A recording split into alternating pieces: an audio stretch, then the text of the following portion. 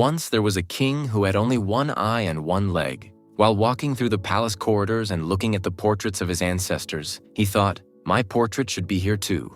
The next day, he invited the best painters in his kingdom to the court and announced that whoever could paint a beautiful portrait of him would be rewarded. The painters in the court began to think, "The king is both one-eyed and one-legged. How can his portrait be made beautiful? If the portrait doesn't look good, the king might get angry and punish us." Because of this fear, no one came forward.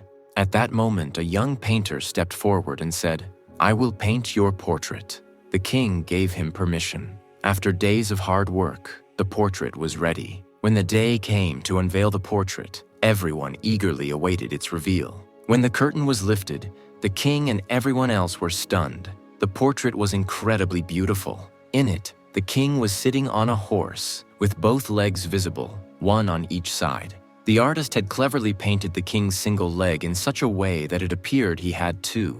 Similarly, the king was shown aiming a bow with one eye closed, hiding his weakness of being one-eyed. The king was very pleased with the portrait. The entire court praised the painter for his intelligence and creativity. Conclusion: in difficult situations, one should act with patience and wisdom.